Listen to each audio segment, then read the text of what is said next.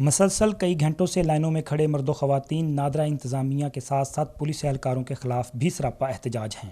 ان کا کہنا ہے کہ صبح سے لائنوں میں کھڑے ہیں، اگر کسی سے کوئی انفارمیشن پوچھنا چاہیں تو بتانے والا بھی کوئی نہیں۔ 6 بجے کے آئے ہوئے ہیں، ذلیل و خوار ہو رہے ہیں، نہ یہ بتا رہے ہیں کہ کارڈ ملے گا یا نہیں ملے گا، کوئی بندہ بات نہیں کر رہا، بس کھڑے رہو کھڑے رہو کھڑے رہو۔ کبھی پولیس والے تنگ کر رہے ہیں، کام پہ جاتے ہیں، یہ گھر سے نکال دیتے ہیں، کبھی گھر جاؤ بھاگ جاؤ، کیا کریں گے ہم؟ بزرگ مرد و خواتین کے ساتھ معذور افراد بھی میگا سینٹر آ رہے ہیں۔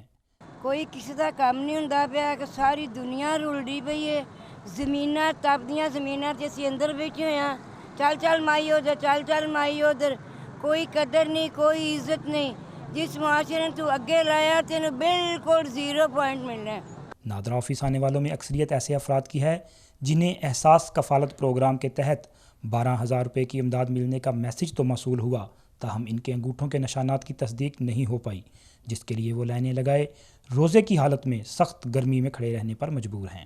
ابھی تک لائن میں کھڑے ہیں، لائن کا کوئی چکر نہیں ہے، یہاں نہیں آ رہا کرونا، یہ کتنا رش ہے، بندے میں بندہ پھنسا ہوا، یہاں پہ رش نہیں ہے، یہاں کرونا نہیں آتا، مسجد میں کرونا زیادہ آتا ہے، یہ عمران خان صاحب کو سوچنا چاہیے۔ روزے کی حالت میں اور شدید گرمی میں یہاں سڑکوں پر لگی یہ لائنیں اور یہ عوام حکومت سے مطالبہ کر رہے ہیں کہ ان کو احساس کفالت پروگرام کے تحت جو امداد دی جا رہی ہے اس میں حائل ہونے والی رکاوٹیں بھی دور کی جائیں۔